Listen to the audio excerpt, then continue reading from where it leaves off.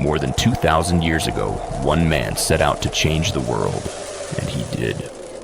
He led his army thousands of miles across deserts, mountains, and rivers, defeating powerful kings and mighty empires along the way. No other man had ever conquered so much land so quickly. He wasn't just a soldier.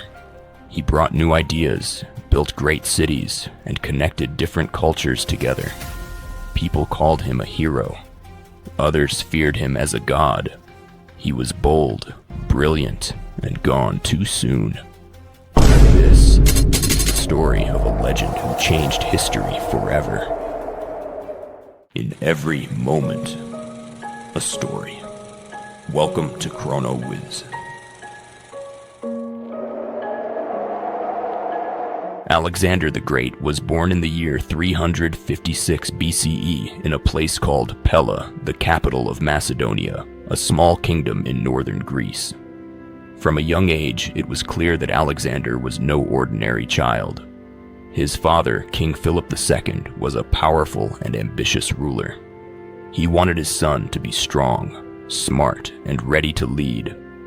To give Alexander the best education, his father hired one of the most famous philosophers in history, Aristotle. Under his guidance, Alexander learned about science, philosophy, art, and politics. He read stories of heroes like Achilles, and he dreamed of greatness. But everything changed when Alexander was just 20 years old. His father was suddenly killed, assassinated by one of his own guards. With little time to grieve, Alexander took the throne. At only 20, he became the new king of Macedonia. Many thought he was too young, but Alexander was ready to prove them wrong. As king, Alexander didn't stay in one place for long. He launched one of the most incredible military campaigns the world has ever seen. His goal: to defeat the powerful Persian Empire and beyond. In 333 BCE, at the Battle of Issus, Alexander faced a much larger army led by King Darius III of Persia. But Alexander used smart tactics and led his men fearlessly. He won, and the Persian king was forced to flee. 2 years later, in 331 BCE, the two sides met again at the Battle of Gaugamela. This time, the Persian army was even bigger. But once again, Alexander used brilliant strategy and crushed them. After this battle, he became ruler of all Persia. From Greece to Egypt, from the deserts of Persia to the rivers of India, Alexander marched over 20,000 miles with his army. He never lost a single battle. His empire became one of the largest in history, over 2 million square miles. But Alexander was more than just a warrior. He had a bigger dream. He wanted to bring people together, different races, languages, and cultures. He believed in spreading knowledge and building something that would last beyond war.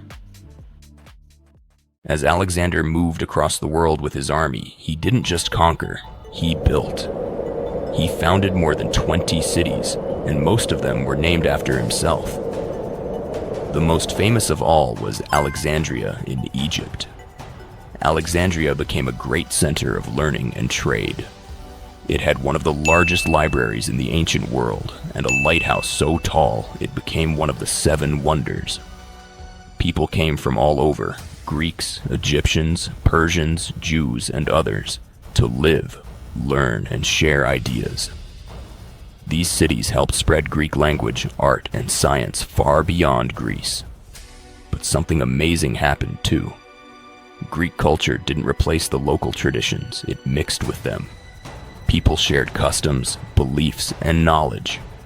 It was the beginning of something new.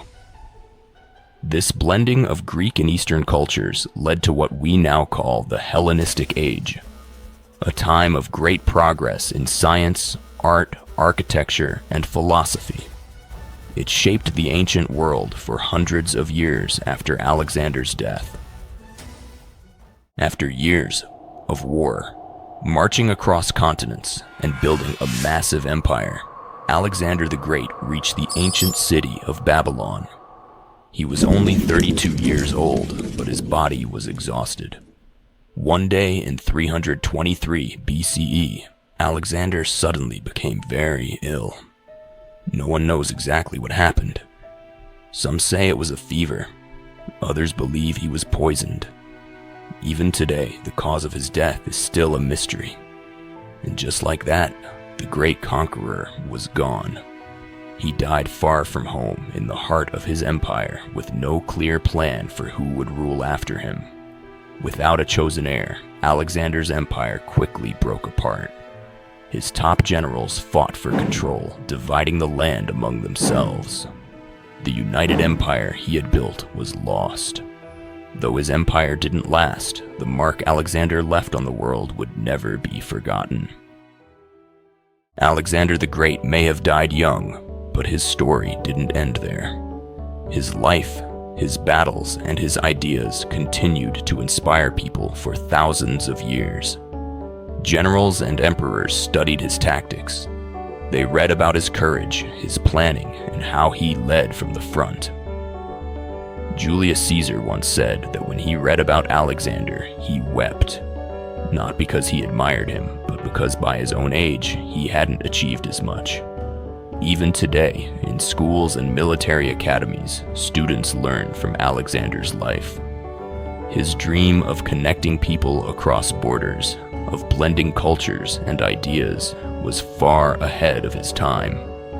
Though his empire didn't last, the world he helped shape still carries his name. Cities, histories, and ideas all bear the mark of Alexander. He dreamed of a united world, one that would learn, share, and grow together. That dream may never have come true, but it changed history forever.